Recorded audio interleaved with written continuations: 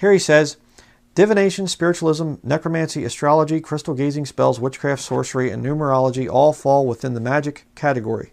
These and other occult practices, as well as their related beliefs, invade fantasy, and when they are too accurately presented by the author. Well, let's see. Tolkien had divination with the runes.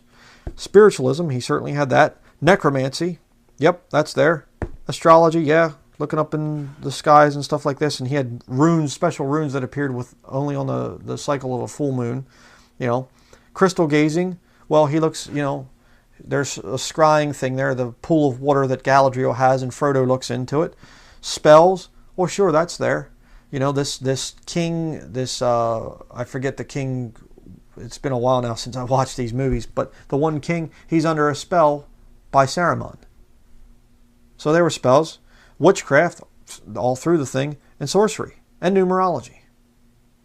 It's all in Tolkien's book, and he's saying that stuff is bad, but these other, you know, it's okay, some of the other stuff. Guy is very, very, very confused or very cleverly deceiving. I believe it's probably the latter. Okay, here he says, again, the same book, page 57, chapter 3, even mild violence may be an appropriate and necessary part of the story. Example given, the various battles in Tolkien's Lord of the Rings series.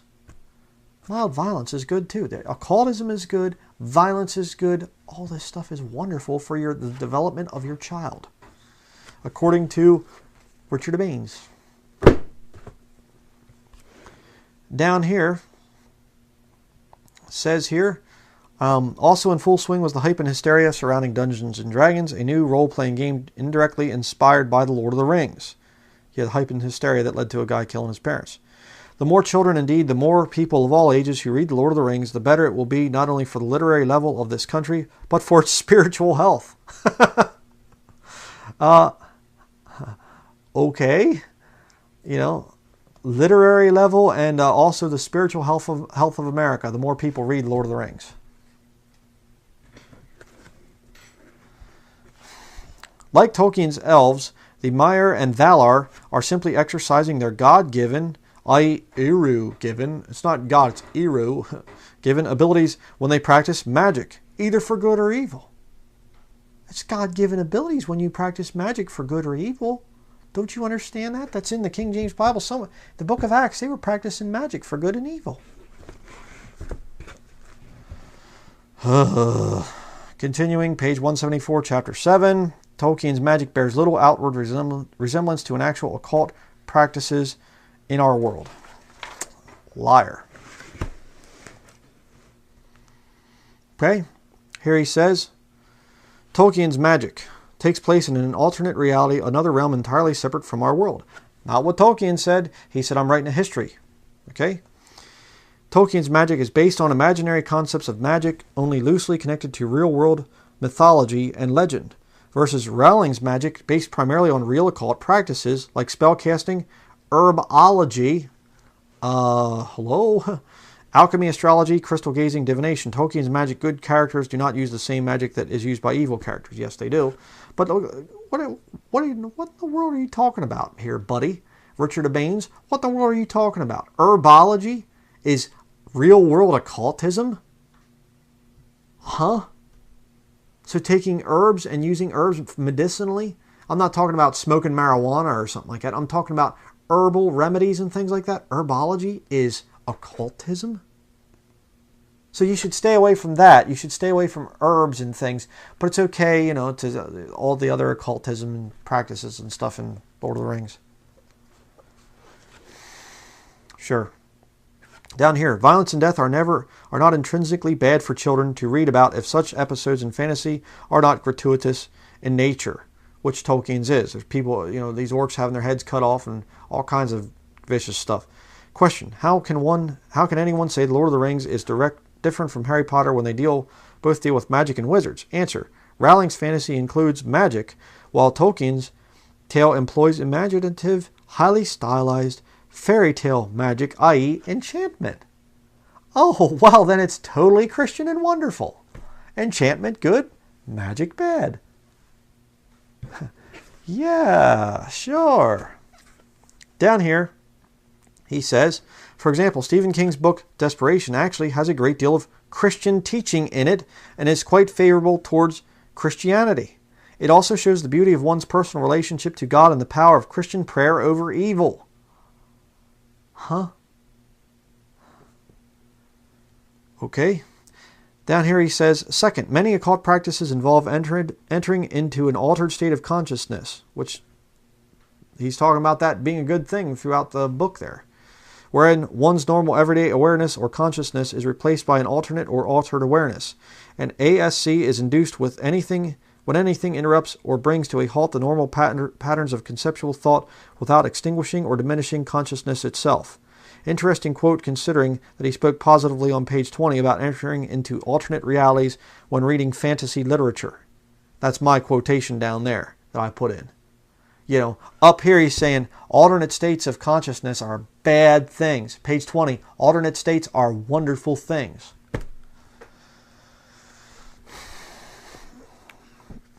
And, you know, I'm not been keeping up with things, but the guy's probably coming out and selling more books to promote the new Lord of the Rings stuff. Down here it says, people of all faiths have enjoyed the adventures of Frodo, Sam, Gandalf, and others. Sure. Well, if it was Bible-based, wouldn't it be leading people to the Lord? The Lord Jesus Christ? Okay, up here it says, for the Christian, this can mean only one thing. Fantasy is a place where we can come face to face with Christ. Okay, this is the Finding God in the Lord of the Rings book. Number 4 here, Gospel according to Tolkien. It says, Lord of the Rings, according to 3 different polls, British readers declared it to be the most important book of the 20th century. Not the Bible, but the Lord of the Rings. Tolkien honors, for example, the deep fatalism that characterizes pagan life, whether it be the contemporary paganism of the late modern West or the far nobler kind that prevailed in ancient Germany and Scandinavia, as well as antique Greece and Rome. So, yeah. Here we go again. Genesis records God as speaking the cosmos into being, and the 4th evangelist declared God to be the Logos who stands at the beginning of things, even as he declares Jesus Christ to be the Logos who has become flesh. Christians are, by definition, logocentrists. We believe that the incarnate Logos is the center of the cosmos. Okay, wrong. The guy's nuts. Here we go again, page 41. Saruman the White begins as a righteous wizard for whom Gandalf has the utmost regard. So you can begin as a righteous wizard. What is a righteous wizard, you know? I mean, it's like saying a sanctified stripper. You know? Sure. Continuing here, he says, we confess instead Christ's descent into hell while admitting that it too is a created realm, not an eternal reality. Ralph Wood, the Gospel according to Tolkien, does not believe in the reality of hell. It's not eternal. It's a created realm, but it's not eternal. You don't have to worry about going to hell forever and ever and ever. I mean, when Jesus said about plucking out your eye and cutting off your hand rather than going to hell, he was just fooling around. That was just fun. Poetic, you know? Sure. Okay, here we go again. Many of my students have confessed that they feel clean after reading The Lord of the Rings. How disgusting. Okay, number 5, this Walking with Frodo devotional book. She talks about, we know the mantra, New Age occult term. Number 6, the fiction of Tolkien. It says, speaking about Gandalf, his own reincarnation, he interprets as one more move in the plan. So Tolkien's reincarnated. Or not Tolkien, excuse me, Gandalf. Which Tolkien says, you know, I don't really see any reason to not believe in reincarnation. Okay, continuing here, it says, Tolkien is careful never to say anything explicit about the nothingness to which they go. Doubly careful never to call it hell, but it shares with hell the distinguishing feature of total estrangement from ultimate being. Well, sorry there, but it was purgatory that Tolkien was saying about some of these creatures going to. Tolkien's sense of the aliveness of the... Well, let me show you here. Tolkien's sense of the aliveness of this poplar and consequently of the cruelty done to it is so strong as to arouse in him the indignation one might feel at the murder of a man. In other words, Tolkien was somewhat of a tree hugger. He didn't like trees being cut down. I guess he wouldn't like me too much being a logger. Former logger. Wouldn't like my channel name being named after a chainsaw. But down here it says, through the use of the Palantir, Aragorn grows to maturity. One of these is Tolkien's belief that a sub-creator of tales besides glimpsing existing reality is allowed by God's grace to contribute to the ongoing process of divine creation. So the Bible isn't what you need, standard in all matters of faith and practice. No. We keep creating. Keep creating truth, new truths that contradict and overthrow the Bible.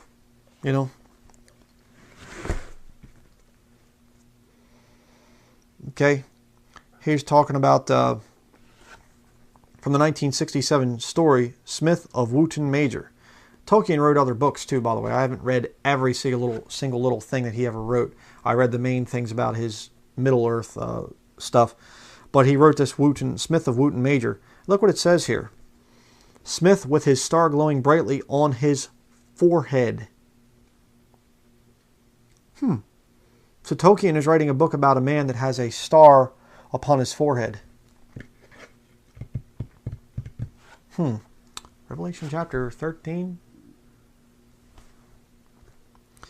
Here we have tears the star from his brow. Okay, thing there happens. Smith can be a practitioner of the white art, white witchcraft, white magic. He wants to sum it up once more, one of the master images of all his work, the Tree of Tales, which is the symbol of fairy. In other words, a Yggdrasil that I showed earlier there from the Nordic myths. Whose shining shield was scored with runes to ward all wounds and harm from him. Here he talks about astrology and divination down in here.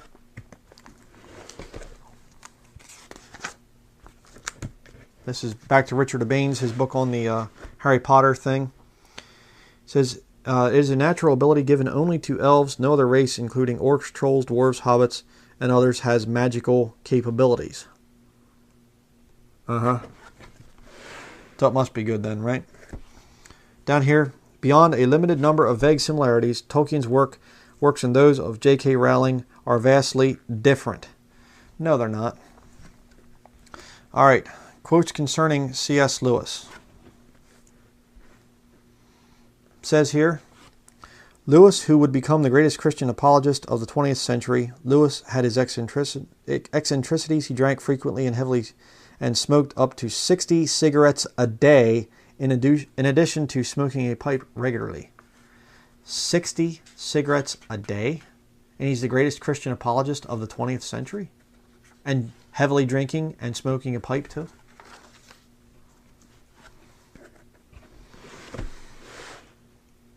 Here you have, this is the Sanctifying Myth book. The story of Christ is simply a true myth. We talked about that earlier. A man who disbelieved the Christian story as fact but continually fed on its myth would perhaps, Lewis explained, be more spiritually alive than one who assented and did not think much about it. So in other words, if you have faith, if you just believe by faith, you're not really much of anything. You just say, I believe the Christian myth and I think it's just a myth. Then you're really spiritual like Tolkien. Sure. Okay, down here, the same book, page 100. First, the story of Numenor represents Tolkien's incorporation of the Atlantis myth into his own legendarium. Tolkien believed that Atlantis, or a version of it, was fundamental to mythical history, whether it contained a basis in reality or not. Lewis must have agreed with Tolkien, as he referred to Tolkien's version of Numenor several times in his famous space trilogy, and also alludes to it in the Chronicles of Narnia. These guys work together. Here we have, in the Chronicles of Narnia series, for instance, devout Christian C.S. Lewis positively speaks of a stargazer, which in our world normally would refer to an astrologer. Such a reference completely contradicts Lewis's faith. Noteworthy, however, is the fact that Lewis's stargazer is not in our world. Oh, then it must be good. Up here it says, Speaking of, this would be, let's see, 1, 2, 3, 4. C.S. Lewis and the Catholic Church. Okay? It says here, he spoke of the Blessed Virgin and made his confession to his priest regularly and believed in purgatory and even came to refer to the Eucharist as Heaven Help Us All, the Mass. So he believed in the Mass. Here it says, in a development that has puzzled some of his Protestant champions to no end, Lewis has been credited or blamed in recent years with setting numerous people on the road to Rome. Yep.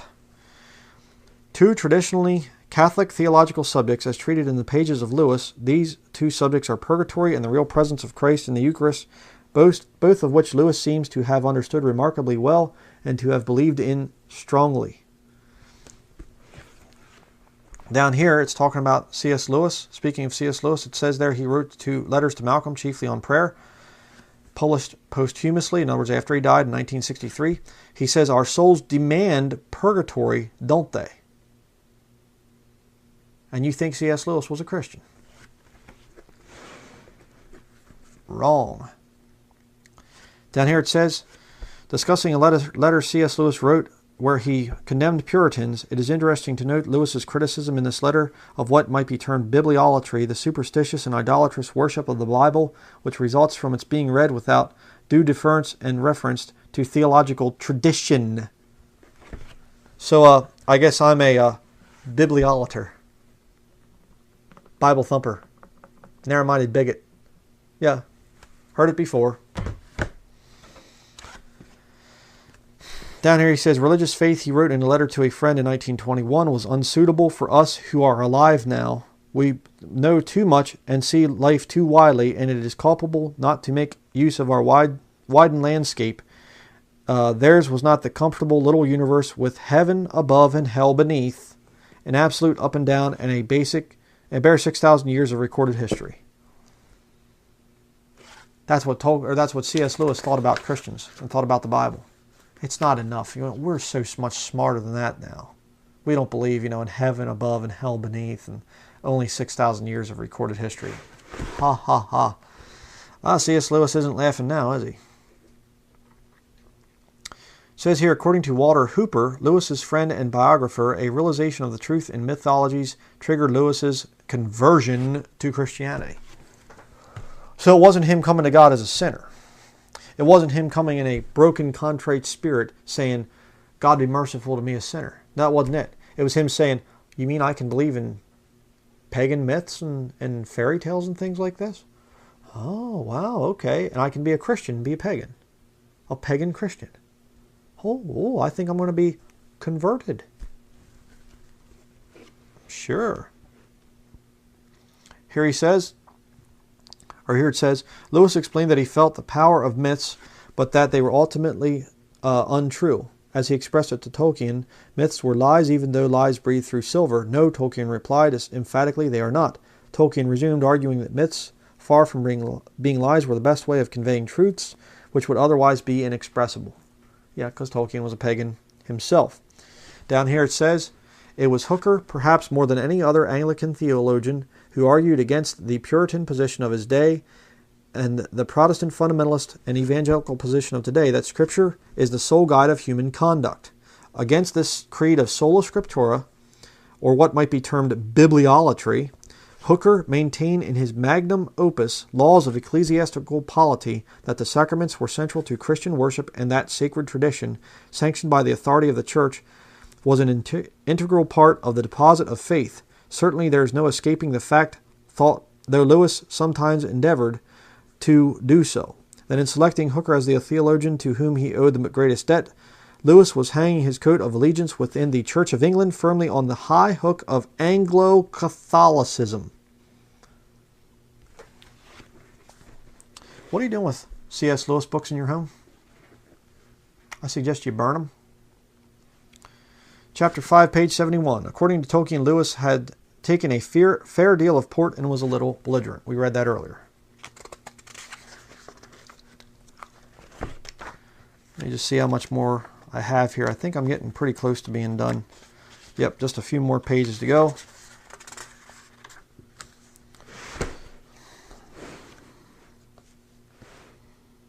Here we have the same book. It says here, this woman has got to be in some ways like a pagan goddess and in other ways like the Blessed Virgin. You know, Sister Penelope. He's what Tolkien wrote to in his book Paralandra. She's a pagan goddess, but like the Blessed Virgin. Yeah. Down here he says, Did you never hear of the refrigerium? It means that the damned have holidays, excursions, ye understand. C.S. Lewis was, quoting C.S. Lewis's Great Divorce, he basically says about this warped, philosophy of this thing called a refrigerium, where basically the people in hell get to go to heaven for a little bit before they have to go back to hell again. They get like a little bit of time off or something. Nonsense. Here it says, referring to Lewis's book, The Great Divorce, the souls who might have appeared to have been in hell discover, once they repent, that they were actually in purgatory all the time.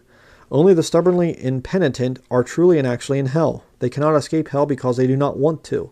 They return to hell of their own free will and by their own volition. Hell is their true home. Though they despise it, it is where they belong. Huh? See the warped philosophy of C.S. Lewis, and this guy's the greatest Christian apologist, greatest Christian theologian of the 20th century? I don't think so. Here we go again. There are three things that spread the Christ life to us. Lewis asserts baptism, belief, and the mysterious action which different Christians call by different names: Holy Communion, the Mass, or the Lord's Supper. Lewis is excluding the Protestant doctrine of sola fide from the merely Christian. This guy wasn't saved. Down here it says, the yellow quote here, quoting from Mere Christianity, Lewis concludes that this explains why this new life is spread not only by purely mental acts like belief, but by bodily acts like baptism and Holy Communion. God never meant man to be a purely spiritual creature. That is why he uses material things like bread and wine to put the new life into us. He was a Catholic. That's all C.S. Lewis was. The man was a Catholic. Tolkien was a Catholic. C.S. Lewis was a Catholic.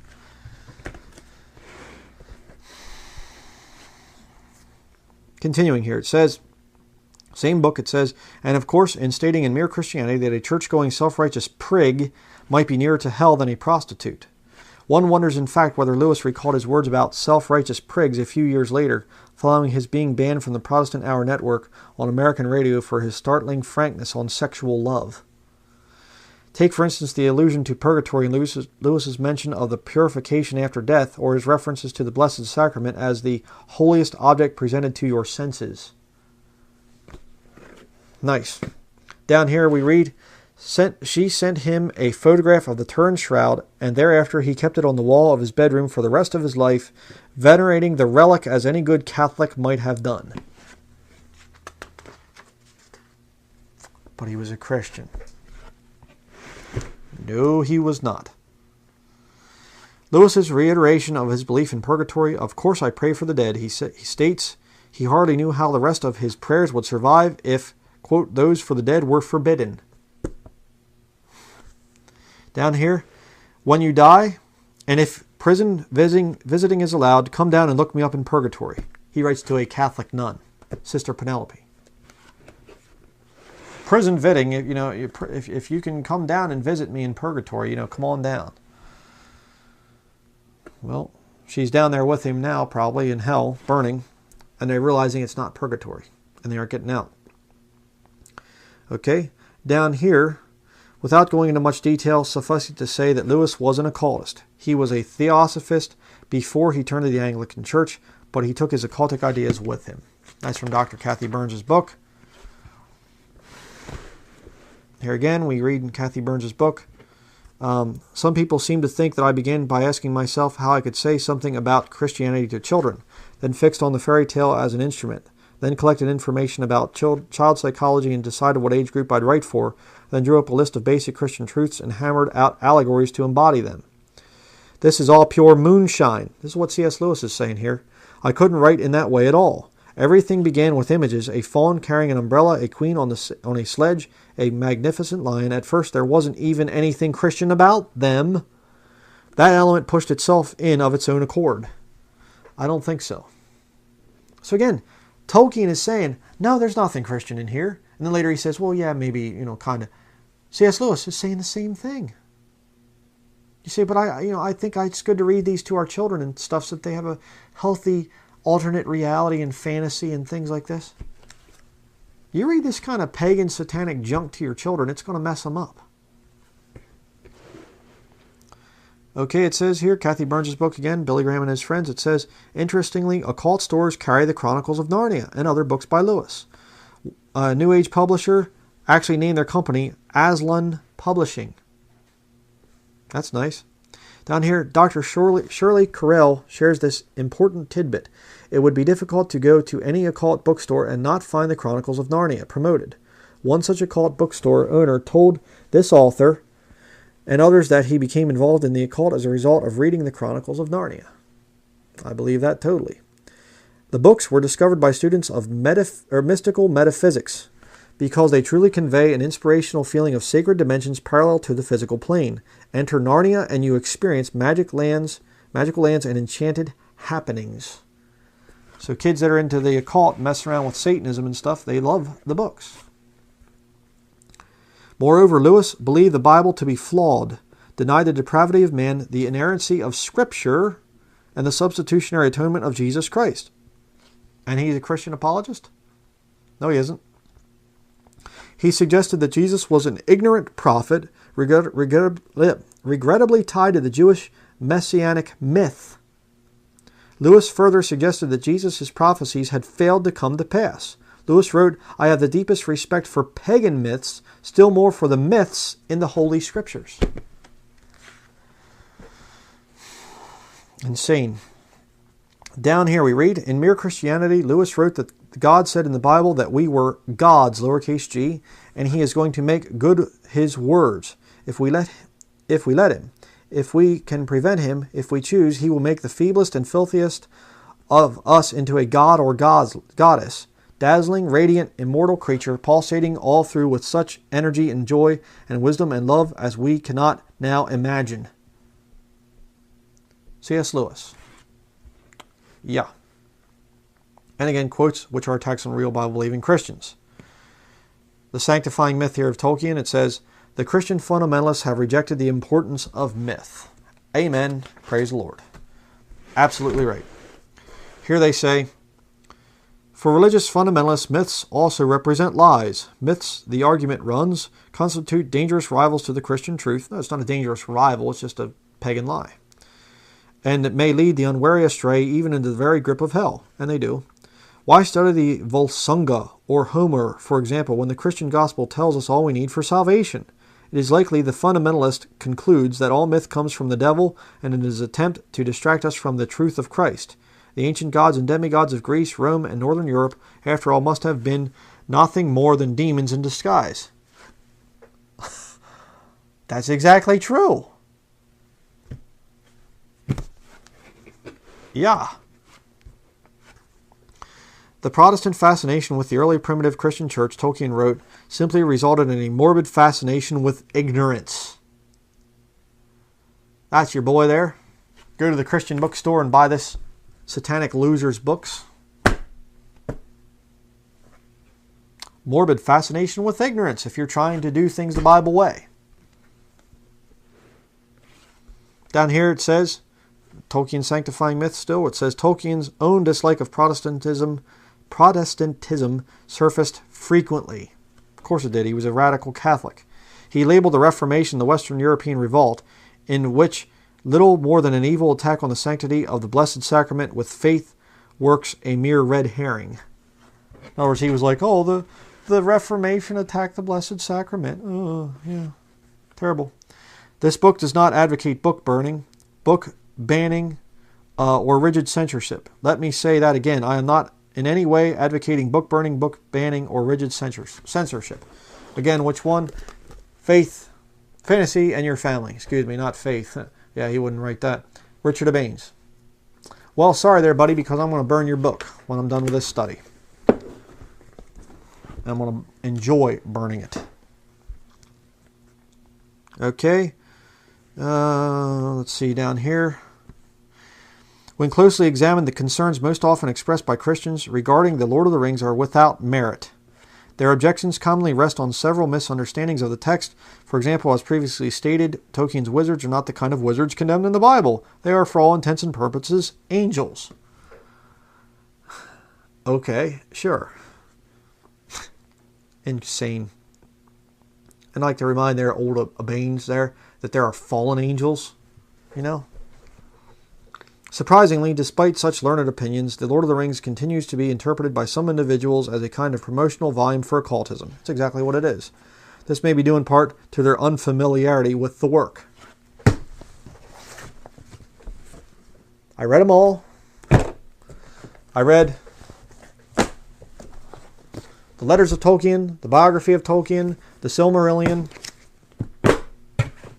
I've seen all the movies. I've seen all the movies with the special interviews with the actors and all the other stuff. I've seen it all. I understand the occult. I understand Satanism.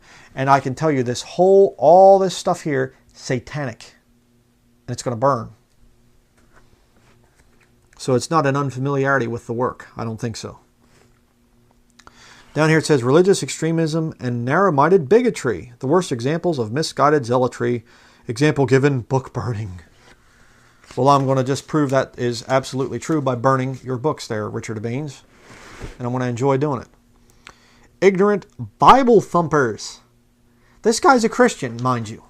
You go into a Christian bookstore, you know, Dove, Joy, any of these other satanic places. You go in there, you buy this book from a Christian author, you know, and he's talking about ignorant Bible thumpers. And saying, there's nothing wrong with occultism. There's nothing wrong with that stuff. It's good to have fantasy. If your children aren't being involved in fantasy, they're deprived. Right there. A witch, a Satanist entering into professing Christianity and claiming to be a Christian. That's what that book is.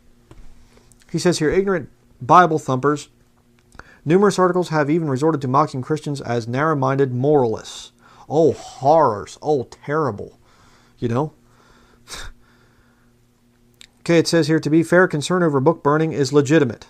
It can lead to all manner of unnecessary censorship if book burners attempt to impose by force their values on others. Oh, we should never do that. You should never witness for Jesus Christ. You should never tell people that they're going to hell. Here he says, there may indeed be some individuals who call themselves Christians and exhibit a lack of sophistication about certain issues. However, labeling all Christians as narrow-minded bigots seems more of an attack against the Christian religion than against any arguments against Harry Potter. Right. Okay. Then you go into the thing here, Tolkien's smoking and drinking habits. I think I already talked about that.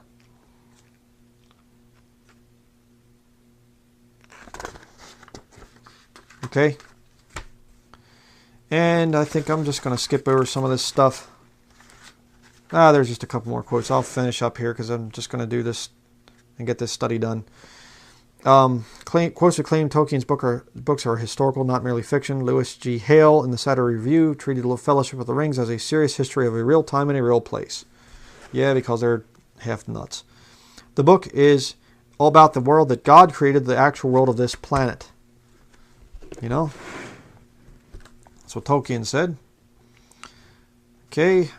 Tolkien believed that he had not devised his magnificent mythical world so much as he had found it indeed, that it had been revealed to him by God. Always I had the sense, he declared, of recording what was already there, somewhere, not of inventing. The tales arose in his mind, he confessed, as given things, and as they came separately, so too the links grew. Tolkien thus came to regard his characters and their realm not as a fictional, but as historical persons and places. Venice, he confessed, was like a dream of old Gondor. Okay, here it says, Tolkien has not yet learned to take the pains he later takes to make us accept this world as our own planet and the events of his story as a portion of Earth's distant prehistory. Sure. People get so desperate to sanctify and to bring in paganism and all this other stuff that they resort to fiction, works of fiction, and say, actually, it's really, truly history. Well, here we have his biography. page 111. One easily understands Michael Tolkien's remark that from his father he inherited an almost obsessive love of trees and considered the massive felling of trees the wanton murder of living beings for very shoddy ends. You know, yeah, I agree with that. You shouldn't cut down trees to print this kind of crap.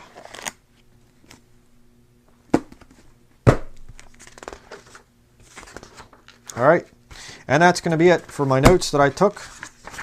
And, you know, there's so many things in here we could go over, and I'm not going to go over all this stuff just because, you know, what's the point? I mean, if you've seen these quotes, if you've seen all this stuff and you're not convinced and you say, well, you know, I still think that Lord of the Rings is a good Christian thing, and I think I can read it to my children.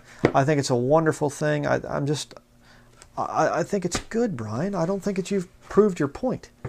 Well, I can't help you. I really can't help you. You're beyond help. All right? This stuff is occultism. And by the way, you say, well, Brian, could you please explain to me what do you believe the story was actually about?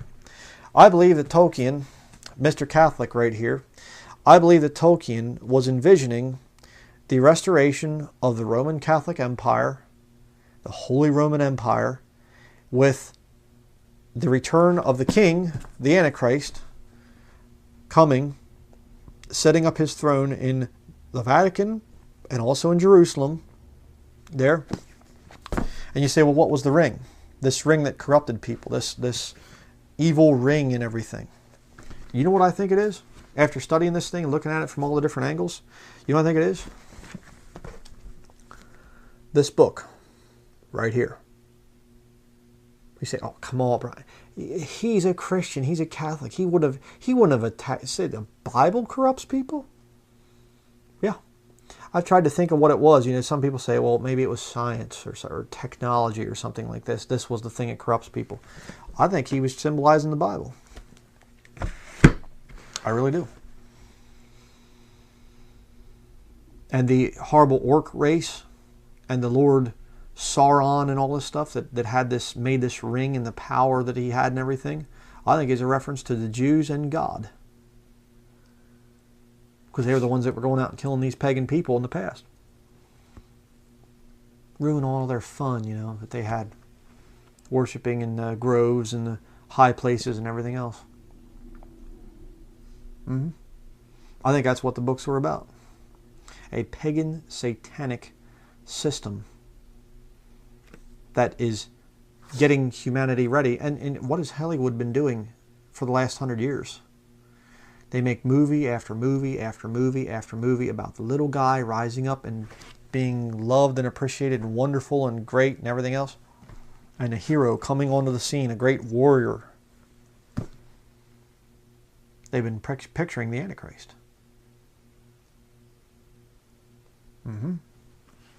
That's what this is about.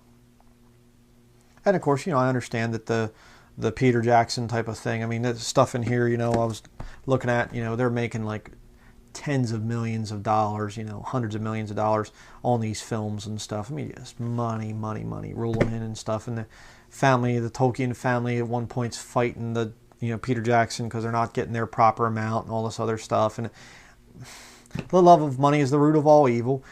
C.S. Lewis and Tolkien and God, they wouldn't have printed their books if it wasn't about money, you know. And Peter Jackson wouldn't have made these stupid movies over in here. He wouldn't have made these movies if there wasn't millions of dollars in it. And that's what the new movie coming out in December is going to be. It's just another bringing out more witchcraft, more Satanism to get the masses to accept it, to get the masses to love it. So God's wrath has to come upon this country. That's what this thing is. That's all it is. Now, as I stated, I'm done with this study. I've been wanting to do this thing for a long time. It's finally finished. I know probably a lot of people are going, man, you've been talking about this thing for years. Yeah, I have. Just a lot of other studies come up and things, and I get busy, you know. But I want to get this thing done. Because quite frankly, I don't want this junk in my house anymore. So, I'm going to take this stuff out and burn it. Maybe I'll post a video of it, you know, in the future. Me destroying all this garbage here. But I'm going to burn it. And let me tell you something. If you have Tolkien's Lord of the Rings or C.S. Lewis's Chronicles of Narnia, you need to get rid of them. And I don't mean take them down to the local Goodwill and donate them. I don't mean putting them on eBay and selling them. Burn it. Burn it. That's what you do. In the book of Acts, it talks about that. Burning. They brought all their curious arts and their occult types of things together, and they burned them. That's what you have to do. Well, but won't we be a narrow-minded bigot? Well, the world's going to call you that whether you do right or wrong. So that is going to be it for this study. I do hope that the Lord convicts you of this thing. If you have this junk in your home, get rid of it. I'm sick and tired of the spiritual atmosphere that is around these books. I've been hanging on to these things for far too long, so study's going to be over here, and I'm going to go burn them. So that's enough talking. I'm going to keep rambling. Thank you very much for watching, and I just pray that if you have these things, that you take heed to what I'm saying here. All right, and I didn't even get into the actual, books and things and what goes on in these books. The Lord of the Rings trilogy and the Hobbit here. There's witchcraft and magic all through these things, spell casting and all kinds of stuff. It's just wizardry and witchcraft under a Christian pretense. And it's not Christian. That is it. Thank you very much for watching.